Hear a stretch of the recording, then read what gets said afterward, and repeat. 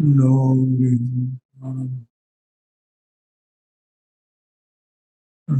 हरिहन्तानं नमो सिद्धानं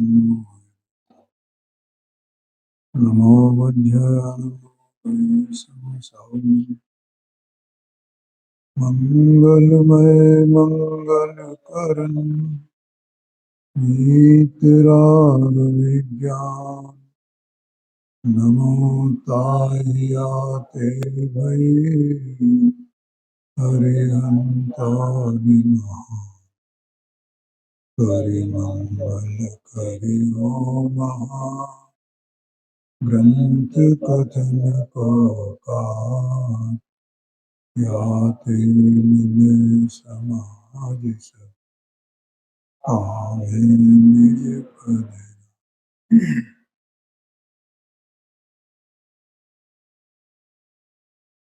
मोक्षमार्ग प्रकाशक में 7वां अध्याय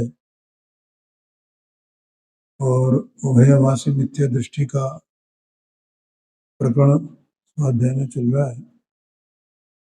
और इसमें जो उभयवासी है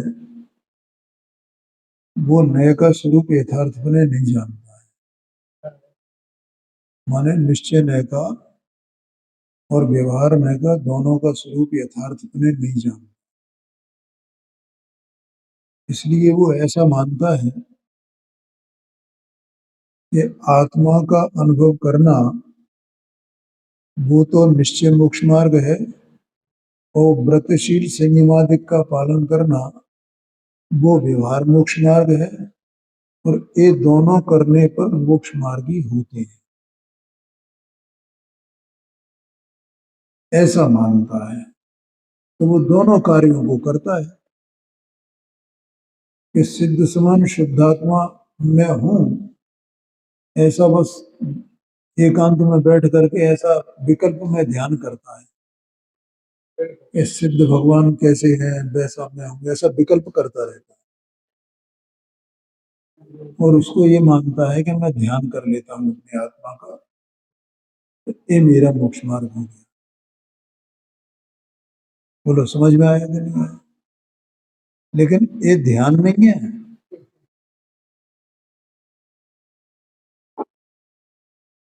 ये निश्चय ध्यान तो है ही नहीं, व्यवहार ध्यान भी नहीं है,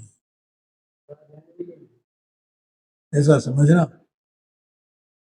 और दूसरा ये क्रिया जो है ना, व्रतशील संयमादि की क्रिया जो की जाती है ये व्यवहार मोक्ष मार्ग है, तो उसको भी वो करता है क्योंकि दो दो प्रकार का कहा गया है, तो दोनों को अंगीकार करके चलना चाहिए, बराबर बैलेंस बना करके। ठीक है भैया, उसे ध्यान नहीं कहेंगे, वो ध्यानाभास है। जैसे निश्चयाभास व्यवहाराभास, वैसे ही वो ध्यानाभास है, ध्यान नहीं है। देखो क्या है, जैसे चौथे गुण स्थान वर्ती जो सम्यक दृष्टि होते हैं, तो उन सम्यक दृष्टियों को ही धर्म ध्यान होता है, व्यवहार धर्म ध्यान उनको। अब वो व्यवहार धर्म ध्यान क्या होता है, वो 4 प्रकार का कहा गया है?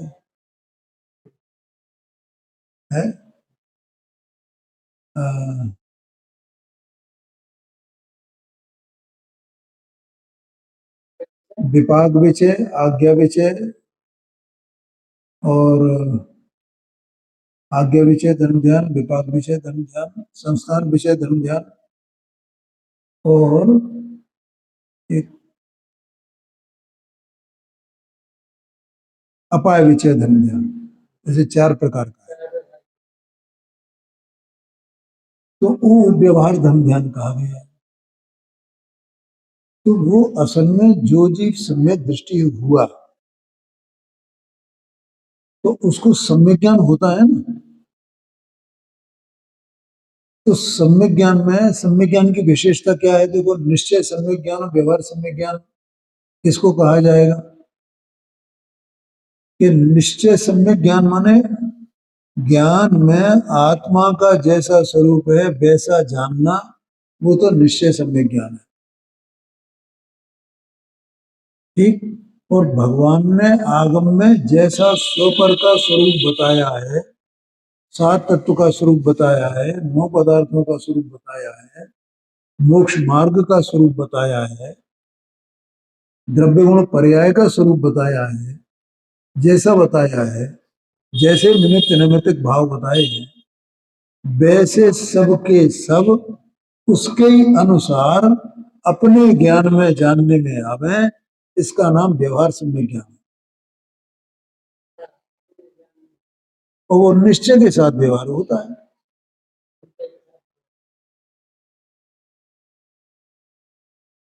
आगे सुन। तो वो सम्यक ज्ञान होने पर स्वयं भी ये वस्तु स्वरूप का चिंतन भाव होता है।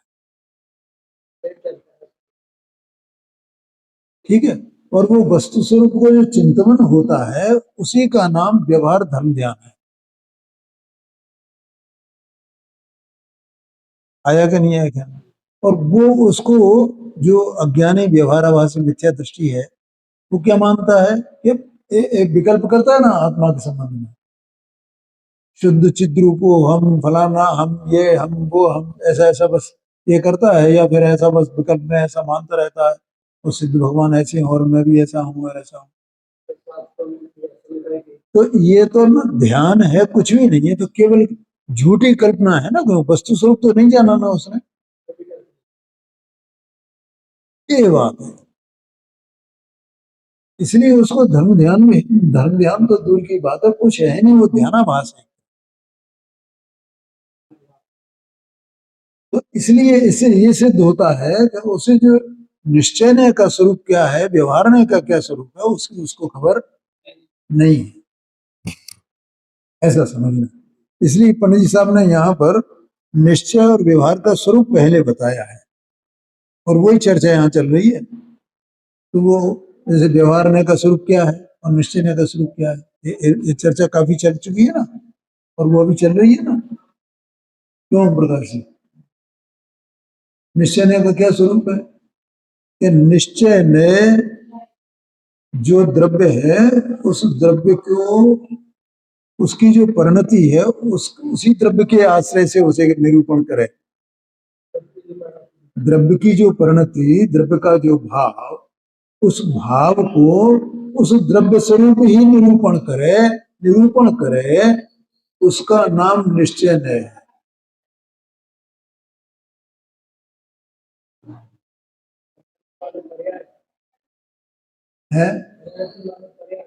हाँ, परिणति, पर्याय, भाव, दशा, कुछ भी कहो। ठीक है। और उसी द्रव्य के भाव को पर द्रव्य के भाव स्वरूप निरूपण करे, उसका नाम व्यवहार है। और चूंकि वो भाव तो दूसरे द्रव्य का है और दूसरे द्रव्य का कहा जा रहा है, इसलिए वो सत्य अर्थ है कि असत्य अर्थ है? सीधा सीधा है।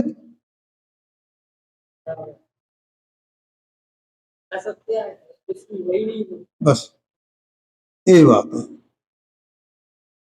ठीक है ना? तो इस प्रकार से निश्चय नय का और व्यवहार नय का ये स्वरूप, तो उसे पता नहीं है अभयवासी। तो वो तो क्रिया का नाम निश्चय और क्रिया का नाम व्यवहार ऐसा मानता है। माने एक तो ये ध्यान की क्रिया मानता है कि मैं ये ध्यान कर लेता हूँ ना, तो ये एक मेरी क्रिया है, तो ये व्यवहार, ये निश्चय है, और ये मैं क्रिया कर लेता हूँ, इसका नाम व्यवहार है, ऐसा मान लेता है। इसका मतलब निश्चय व्यवहार का यथार्थ स्वरूप नहीं जानता। तो वस्तु तो जैसी है तैसी है? जैसे यहाँ देह मनवाणी है और आत्मा है, ये दोनों एक साथ यहाँ मिले हुए हैं, लेकिन ये, इनमें सबका द्रव्य गुण पर्याय रूप से अपना अपना परिणाम अलग अलग है, वर्तना उसकी अलग अलग है, कि कोई किसी में मिल रही है, स्वतंत्र अलग, मतलब कोई किसी को छूती ही नहीं है। सब भी अपने अपने में पड़े हुए हैं ना। फिर वो उनका संबंध बताना कि नहीं जीव का ये है, जीव का ये है, जीव का ये है, जीव ऐसा है, जीव ऐसा है, कैसे देह मनवाणी से इंद्रियों से संबंध बता करके उसका निरूपण करना बताना। तो उसे बताने से क्या वे मिल गए हैं क्या? वो तो कोई जरूरत इस प्रकार की, अपेक्षा इस प्रकार की है तो उन्हें बताना जरूरी है। वो उसके बिना वस्तु स्वरूप ज्ञान होगा नहीं, इसलिए बताना जरूरी है, इसलिए बताते हैं। लेकिन उनके बताने से कोई वो मिल नहीं जाते हैं। क्या कहा? वे कोई मिल नहीं जाते, वे तो जो के त्यों अपने अपने में रहते हैं। इसलिए वो नए से उन वस्तुओं पर कोई अंतर नहीं पड़ता, कोई असर नहीं पड़ता। वे तो जैसे हैं तैसे हैं, आके कहेंगे पंडित साहब।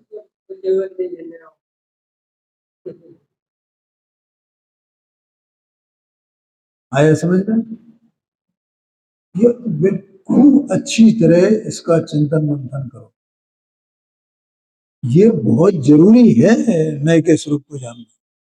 मैंने इतने अभी देखो पूज्य गुरुदेव सिंह जब का उदय जब हुआ और जितने आज तक विवाद चले आ रहे हैं गुरुदेव जी के समय के भी और आज भी जितने विवाद चलते हैं,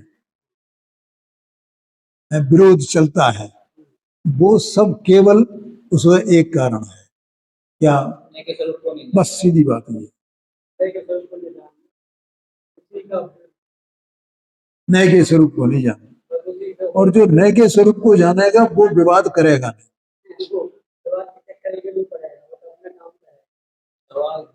हाँ अच्छा बोलो। आत्मा में शक्ति जैसी एक केवल परिवर्तन करे कर्म का नहीं। हाँ अपन बोलते कर्म कुछ करता नहीं है। हाँ जी, कर्म कुछ करता नहीं तो शक्ति फिर प्रकट क्यों नहीं होती है? देखो एक एक वस्तु है ना, ये अपनी सुबह भी चर्चा चल रही है और रोजाना चल रही है। हर एक वस्तु है, एक वस्तु है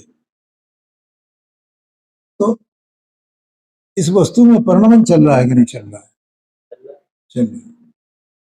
अब इसका परिणमन किसी अन्य द्रव्य के अधीन है क्या? बस सीधी बात, यही तो जवाब है उसका। यही तो बात है कि आत्मा का परिणमन अपना चल रहा है। हाँ जी, कुछ नहीं कर रहे। नहीं कुछ नहीं कर रहे। आत्मा उसको परिणमन कर रहा है तो हाँ जी, उसकी योग्यता से कर रहा है। हाँ जी, हाँ जी बिल्कुल। कर्म का क्यों बोला? कर्म है, कर्म निमित्त है, ऐसा क्यों बोला? देखो ऐसा है, जो चैतन्य वस्तु जीव है तो उसके दो प्रकार के परिणाम होते हैं, एक स्वभाव रूप परिणाम और एक विभाव रूप परिणाम। ठीक है, एक बात, पहला पॉइंट। अब दूसरा पॉइंट कि वो जो पर्याय का जो परिणमन है ना, काय का पर्याय का जो परिणमन है ना, वो अपने स्वद्रव्य के अधीन में नहीं है वस्तुतः। तो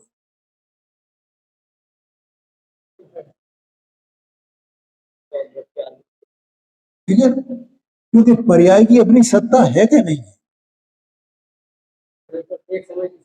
और ध्रुव की अपनी सत्ता है। तो ध्रुव तो ज्यों का त्यों रहता है, उसे तो कोई लेना देना नहीं है कि पर्याय कैसे परिणमित हो रही है, और पर्याय जैसी परिणमित हो रही है उसे ध्रुव से कुछ लेना देना नहीं। आए समझ? तो पर्याय अपनी योग्यता से स्वभाव रूप विभाव रूप जैसा परिणमने योग्य हो जिस जिस काल में, वैसे वैसे वो परिणमती है। और कर्म अपने में परिणमता है, कर्म इसमें कुछ करता नहीं है द्रव्य में, द्रव्य की पर्याय में। वो भी गुण पर्याय में वस्तु है ना, उसकी भी अपनी पर्याय होने योग्य है ना। अब जीव की जो विभाव पर्याय होती हैं, तो अगर कर्म के निमित्त की चर्चा नहीं की जाए, उसका कारण नहीं बताया जाए, तो फिर वे पर्याय स्वभाव रूप मान ली जाएंगे ना। भैया ये जीव की ऐसी पर्याय मिथ्यात्व रूप क्यों हुई, ये क्रोधमान माया लोभ रूप क्यों हुई, ये शुभ भाव रूप अशुभ भाव रूप क्यों हुई, ये क्यों हुई, ये क्यों हुई? कि भैया वो कर्म का उदय जैसा, माने जिस काल में जैसी पर्याय होने योग्य हो, उस काल में कर्म का उदय भी वैसा ही होता है। ठीक है ना। तो कर्म का उदय स्व कारण से है, क्योंकि वो उसका काल में, उस काल में वैसे ही उदय आने योग्य था, और जीव का परिणाम उस काल में वैसा होने योग्य था। ऐसा उन दोनों का निमित्त निमित्त भाव है। लेकिन कर्म कुछ करता नहीं है। अगर कर्म करे ना तो जीव कभी माने मोक्ष तो दूर की बात है, सम्यक दर्शन भी प्राप्त नहीं कर सकता। क्यों? वो तो मोहनी कर्म है, तो उसका उदय चलता रहेगा, तो इसको सम्यक दर्शन ही प्राप्त नहीं होगा।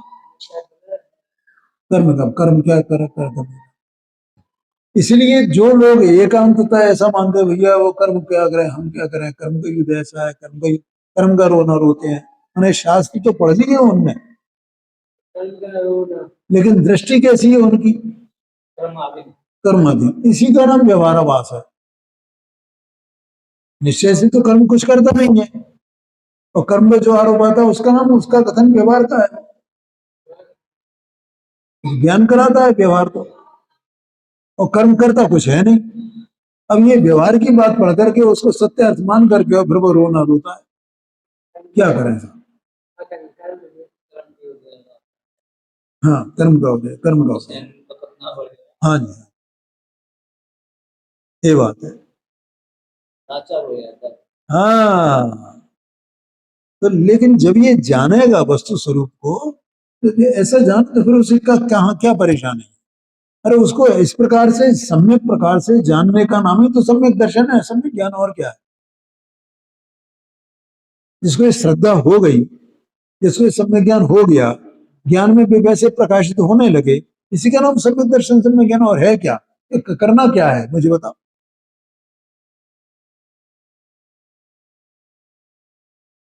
आया ना ख्याल में? ऐसा है। बस बार बार बस वो एक बात, एक वस्तु है, अपने द्रव्य गुण पर्यायात्मक है पूरी की पूरी वस्तु। हाँ जी, हाँ जी। और परद्रव्य इसमें कुछ करता नहीं है, ऐसे अंदर मेरी परिणति है। अच्छा, अब जब ये इधर देखो, दो बातें होती हैं कि जो घातिया कर्म है ना, उनको तो कहता है ये कर्म कराता है, कर्म करता है, कर्म करता है, ठीक है। और अघातिया कर्म से जो संयोग मिलते हैं, उनमें ये सुखी दुखी, उनसे सुखी दुखी अनुमानता है। और दोनों चीजें एक ही श्रेणी की है। वहां भी परद्रव्य को सुख दुख का कारण माना, संयोगों को। वे मिले काय से? आघातीय कर्म के उदय से। क्योंकि वे आत्मा का तो कुछ बिगाड़ करते नहीं है, मिथ्यात्व वगैरह कुछ नहीं उसको उत्पन्न करते हैं, न कसाय उत्पन्न करते हैं, कुछ नहीं करते हैं। ये तो बाहरी संयोग मिलाते हैं, शरीर का संयोग मिलाएंगे, निरोगीपना, रोगीपना, है ना, प्रतिकूलताएं, अनुकूलताएं सभी, तो उनको सुख दुख का कारण मानता है, वे तो परद्रव्य है। और इधर एक कर्म है, भैया हम क्या करें, हमारे कर्म का उदय कैसा है, हमारे कर्म का उदय ऐसा है, हमें सम्यक दर्शन होता ही नहीं है। अब जब तक कर्म का उदय रहेगा तो कैसे सम्यक दर्शन होगा? है? अरे कुछ भी कर लो भैया, कर्म, जब तक कर्म का अभाव नहीं होगा ना, तब तक कुछ नहीं होने वाला है। तो दोनों तरफ उनकी एक ही दृष्टि है ना, तो उसको उधर उसको कर्ता माना परद्रव्य को, और ये कर्म भी परद्रव्य, तो उसको अपना कर्ता मान लिया, तो अपने ऊपर का कर्ता मान लिया है। उसमें वो जो अपना स्तुति है, देवदर्शन स्तुति दौलत राम जी की, सकल की ज्ञाय तदपि, उसमें ये आता है उचरो निज दुख जो चिर रहा है। कि मेरा जो दुख है, जो मैंने अनंत काल से प्राप्त किया है, मैं दुखी हूं, मैं उस दुख को कहता हूं भगवान। क्या दुख कहता है? तो वो कहता है मैं भ्रम्यो। देखो कितना कितनी बढ़िया लिखी है दौलत राम ने साहब। मैं भ्रम्यो अपन को बिसरे आप। मैंने जो परिभ्रमण किया है इस जगत में अभी तक अनाथ से, ये मेरा दुख है। क्या दुख है? मैं भ्रम्यो अपन को बिसरे आप। मैं स्वयं ही अपने स्वभाव को विस्मरण करके, भूल करके भ्रमा हूं। कर्म की नहीं कह रहा है वो, और यही मेरा दुख है।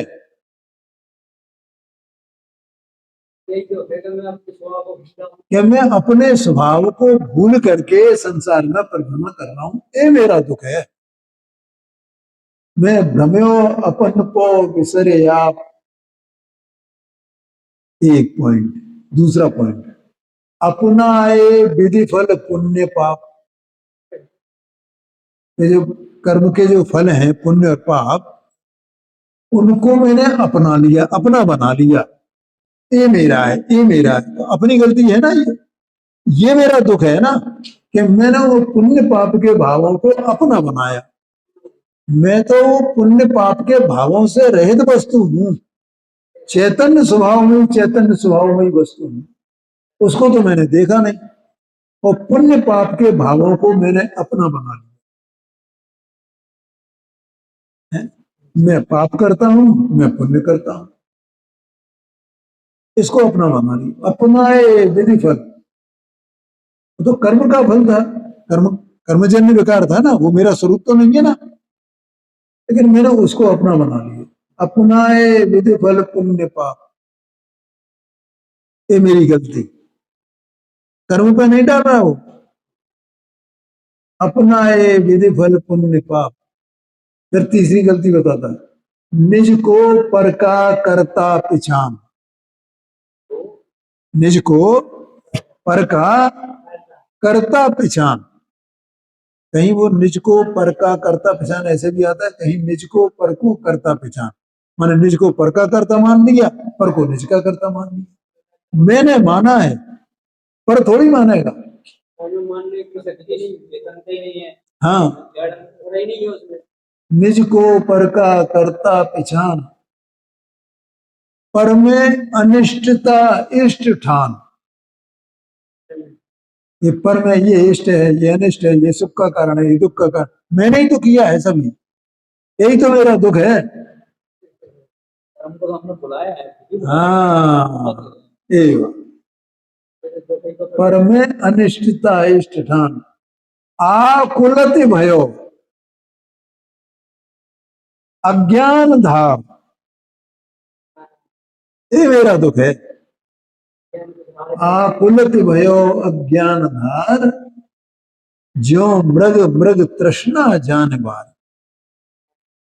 जैसे मृग जो है, मृग तृष्णा में पानी मान करके और दौड़ा फिरता है, मरता फिरता है, ऐसे ही मैं जगत में भ्रमता फिरता हूँ अपने अज्ञान के कारण। इतना सुंदर चित्रण उन्होंने किया, गजब का। ये विचार है, वहां पर का नहीं कहा गया ये पर मुझे दुख देता है। ये तो मैं ही मानता हूं ना कि ये मेरे लिए पर ये इष्ट है, ये अनिष्ट है। पर देता है क्या?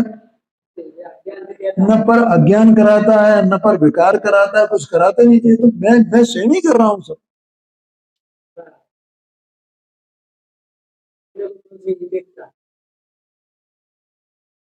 आया समझ में? तो यहाँ ये जो नए की बात चली, ऊपर लौट के आते हैं इस पर। देखो,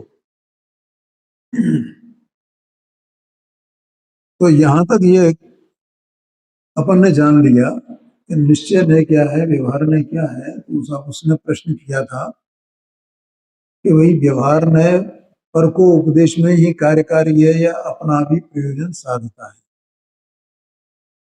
तो व्यवहार में अपना भी प्रयोजन साधता, माने हमारा भी प्रयोजन उससे सजता है। कैसे सजता है? तो पंडित साहब ने इसमें ये बताया था कि जब तक अपने को भेद ज्ञान नहीं हो, वस्तु स्वरूप का निर्णय नहीं हो, तब तक व्यवहार नय के आश्रय से लगातार निर्णय करने का अभ्यास करना चाहिए। ऐसा नहीं क्या भाई वो तो असत्यार्थ हो तो हम उसको छोड़ दें, ऐसे नहीं छोड़ देना चाहिए। मैंने वो मतलब व्यवहार में जो निमित्त नैमित्तिक भाव है ना, तो निमित्त नैमित्तिक भाव को बताने वाला कौन है? हाँ, जो निमित्त नैमित्तिक भाव है उनकी स्थापना करने वाला तो व्यवहार में ही है, क्योंकि निश्चय ने से तो कोई संबंध है नहीं। तो उस निमित्त नैमित्तिक भाव को जाने अपन, उसका अभ्यास करें और फिर उसको उसके अभ्यास से उसकी नास्ती करें। है? तो देखो एक दिन मैंने बताया था विधि और निषेध, ऐसा बताया था ना। मैंने पहले तो उसकी स्थापना करना, फिर उसका निषेध करना।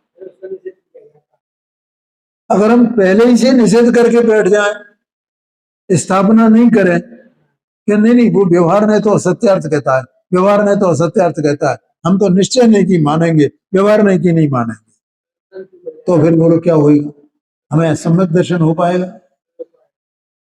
तो इसलिए ये कहते हैं पहले व्यवहार की, व्यवहार जो कह रहा है उसकी स्थापना करो भैया, और उसकी स्थापना करके फिर उसके आश्रय से उसका निषेध करो, उससे समझो मतलब कि ये व्यवहार ने तो ऐसा कहता है, व्यवहार ने तो ऐसा कहता है। तो अब ये व्यवहार ने कहता है तो ऐसा है कि नहीं है, है? जैसे वो पंडित साहब ने मैंने कल सुनाया था, वो पुरसार सिद्ध उपाय में और दूसरे नंबर का छंद पंडित साहब ने लिखा है, टोडरमल जी साहब ने, है? कि नर निश्चय से आत्मा को शुद्ध मान, भय है स्वच्छंद न पहचाने निज शुद्धता। अपनी शुद्धता को तो पहचानते नहीं है और अपने को स्वच्छंद होकर के ऐसा मानते मैं तो शुद्ध समान शुद्ध हूं। ठीक है? कई व्यवहार दान तपशील भाव ही को, कई व्यवहार दान तपशील भाव ही सो, आत्मा को हित मान, छोड़े ना ही मुद्दता। कोई दूसरे ऐसा मानते हैं कि भैया जो बाहर वृक्ष सीमा देखे ना, ये यही बस मोक्ष मार्ग है, इसी से मुक्ति हो जाएगी। तो इस तरह वो मुद्दता माने मिथ्यात्व को नहीं छोड़ते हैं। और कई व्यवहार में निश्चय के मार्ग को भिन्न भिन्न जानकर करत निज उद्धता। जो निश्चय व्यवहार रूप जो मोक्ष मार्ग है तो उसे दोनों को भिन्न भिन्न जान करते हैं। एक निश्चय है और एक व्यवहार है, और दोनों को पालन करें अपन। तो वे भी क्या है? मिथ्या दृष्टि है। ठीक है ना? अब अंत में लिखते हैं तो सम्यक दृष्टि कौन है? जाने जब निश्चय के भेद व्यवहार सब, कारण को उपचार माने तब बुद्धता। बुद्धता माने ज्ञानी। जाने जब निश्चय के भेद व्यवहार सब, माने जो व्यवहार है वो निश्चय के ही भेद हैं, ऐसा जाने। व्यवहार है वो भेद को बताने वाला है और निश्चय जो है वो अभेद को बताने वाला है। अब देखो इसके लिए दृष्टांत देता हूं। जैसे मोक्ष मार्ग है, तो मोक्ष मार्ग में चौथा गुण स्थान, पांचवा गुण स्थान, छठवां गुण स्थान, ये होते हैं कि नहीं होते गुण स्थान? तो एक काय के भेद हैं कि जो एक निश्चय मोक्ष मार्ग है उसके ये भेद है। जाने जब निश्चय के भेद व्यवहार सब, अब उनको जानना है। ये भी व्यवहार मार्ग से वस्तु स्वरूप का निश्चय करना है। क्या कहा? हाँ, कि एक गुण स्थान माने एक एक गुण स्थान, चौथा गुण स्थान क्या है, पांचवा गुण स्थान। अब ये गुण स्थान व्यवहार में के विषय है ना, और निश्चय से तो मोक्ष मार्ग अंदर चल रहा है, वो तो आत्माश्रित भाव है। जब वो होता है तो बाहर में ये गुण स्थान से उसका स्वरूप बताया जाता है। समझ में आ रही है कि नहीं बात? तो अब हमें क्या करना है कि वो वहां पर चौथा गुण स्थान कैसा होता है, पांचवें गुण स्थान में क्या होता है, छठवें सातवें गुण स्थान में क्या होता है, तो ये हम जानेंगे ना, तो उससे हमें सच्चा मोक्ष मार्ग वो पता चले, ये समझना।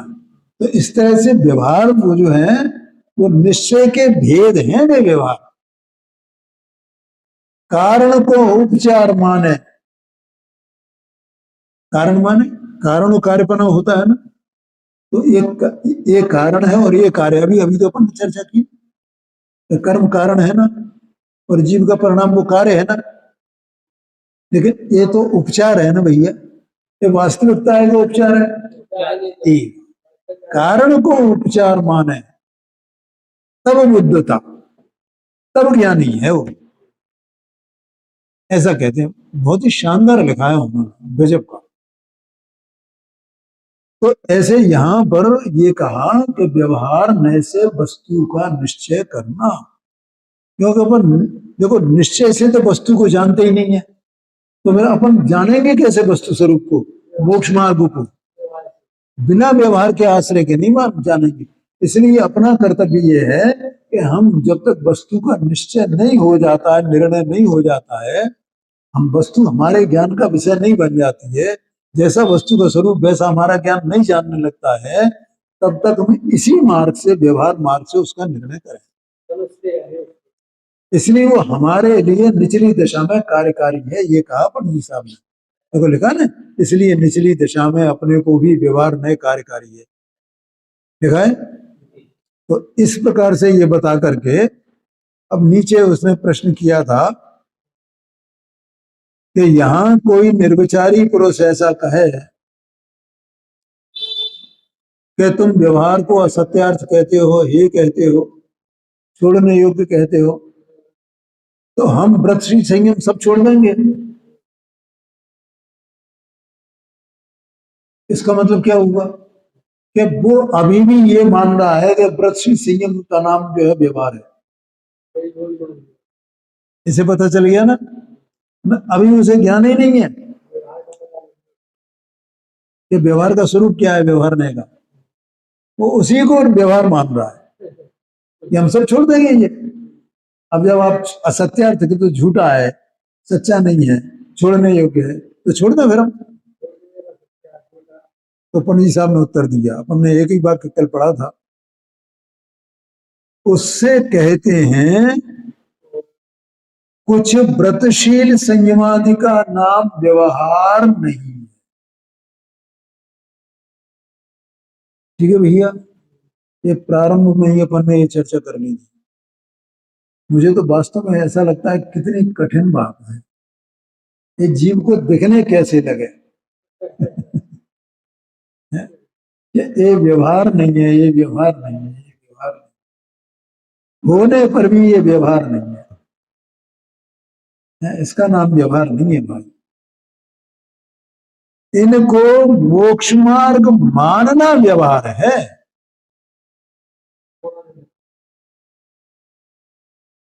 आया कि नहीं आया ख्याल में? तो उसको व्यवहार, उसको मोक्ष मार्ग मानना छोड़ दे।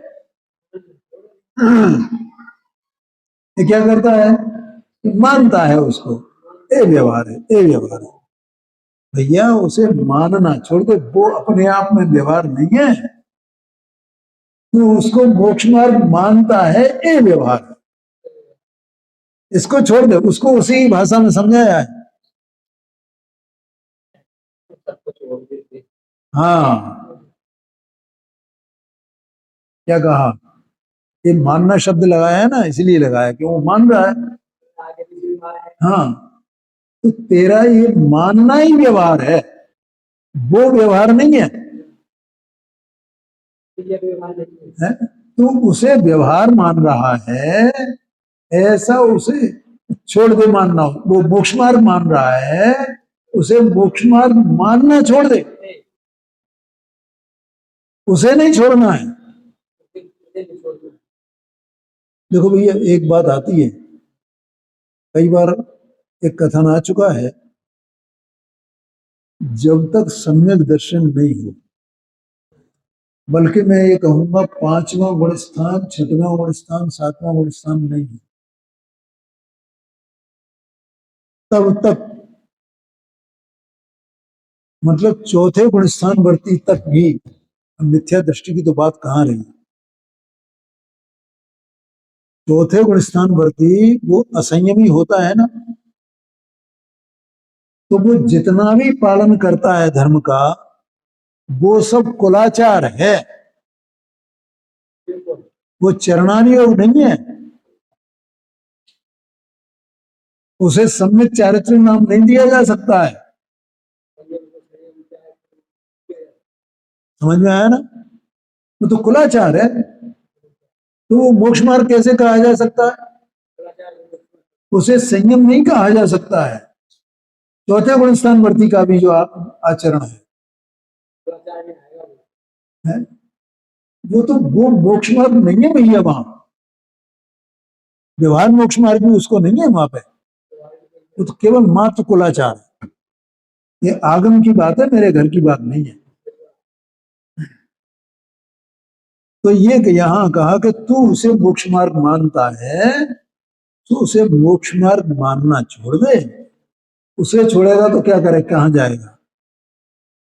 और ऐसा श्रद्धान कर कि इनको तो बाह्य सहकारी जानकर उपचार से मोक्ष मार्ग कहा है।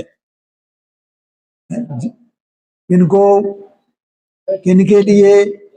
जिनके सच्चा मोक्ष मार्ग अंतरंग में होता है, उनके लिए ये वृक्षी सिंह आदि को बाहर से उपचार से मोक्ष मार्ग कहा गया है। देखो, ये पंडित जी साहब ने ये मोक्ष मार्ग प्रकाशक लिख करके हमारे ऊपर बहुत उपकार किया भैया है। और अगर हम इससे भी नहीं समझेंगे तो फिर हम कहीं नहीं समझ सकते, कहीं नहीं समझ पाएंगे। ये समझ लो, मुझे बड़ी टीस होती है वास्तव में, क्या करें कि कैसे समझ में आए, कैसे कितना कितना क्लियर, कितना स्पष्ट और कितने ढंग से उन्होंने लिखा है उसको।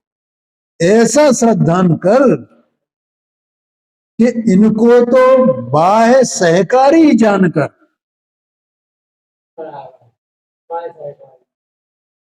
उपचार से मोक्ष मार्ग कहा है। यह तो परद्रव्याश्रित हैं।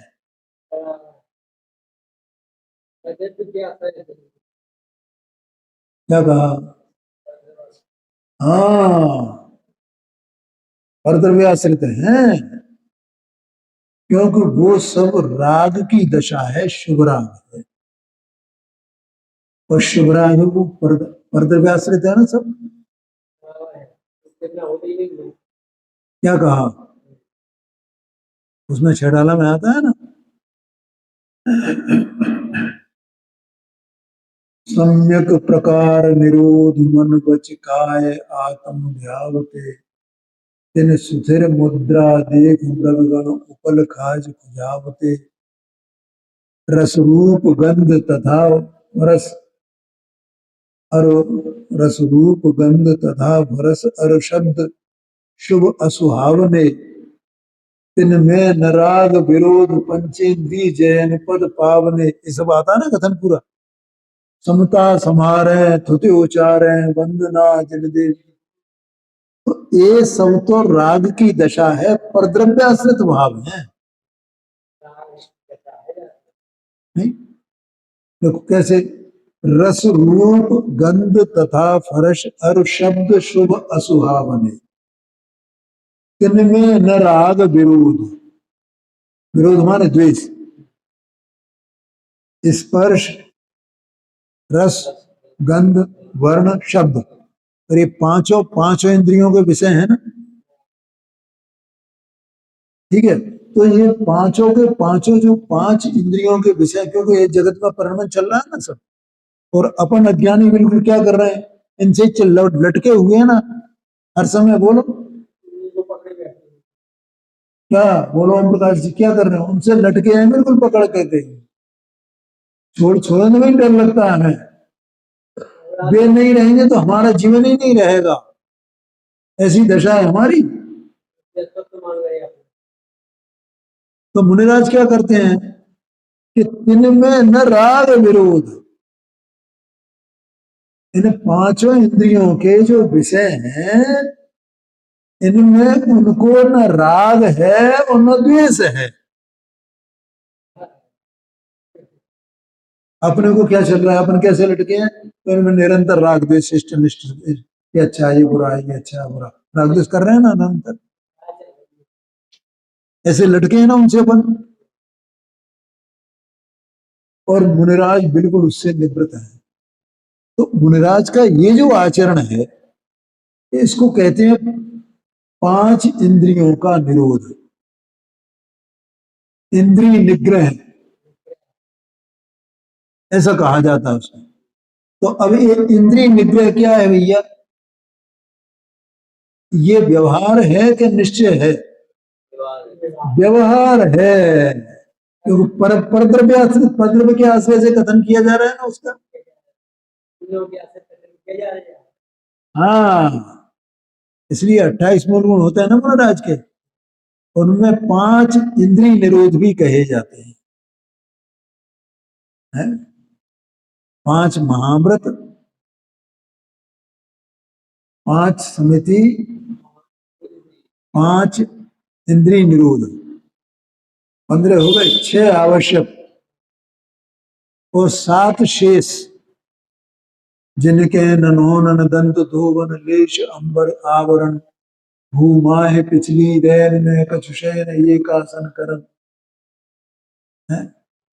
एक बार दिन में ले हार खड़े अल्प निज पाण में, कचलोच करत न डरत परिचय सो लगे निज ध्यान में। ये है 7। तो 15 और 6 21 और 7 28, या 28 मूल गुण होते हैं। तो ये 28 मूल गुण क्या है, ये व्यवहार में से मोक्ष मार्ग कहे गए हैं, परद्रव्याश्रित भाव है सब। आया समझ में? यहां ये कहा यह तो परद्रव्याश्रित हैं तथा सच्चा मोक्ष मार्ग वीतराग भाव है। जहां वीतराग भाव है वहां ये साथ में होते हैं, सहचारी होते हैं, सहकारी होते हैं, और ये वीतराग भाव है वह स्वद्रव्याश्रित। इस प्रकार व्यवहार को असत्यार्थ है जानना, इस प्रकार से जानना, उनको छोड़ने से नहीं कि हम उनको छोड़ देते हैं, इस प्रकार से जानना, अर्थात उन्हें मोक्ष मार्ग नहीं मानना। भैया तुम मोक्ष मार्ग मानते हो ना, उन्हें उसको मानना छोड़ देना, और ये जो स्वद्रव्याश्रित वीतराग भाव रूप मोक्ष मार्ग है उसे ही मोक्ष मार्ग मानना, ऐसा आशय है। व्रतादि को छोड़ने से तो व्यवहार का हे पना होता नहीं। देखो कितना क्लियर लिखा है, व्यवहार का हे पना व्रतादि छोड़ने से नहीं होता है। सारा जगत ही चिल्ला रहा है ना। अब इसकी चर्चा अपन कल करेंगे, ये समय हो गया।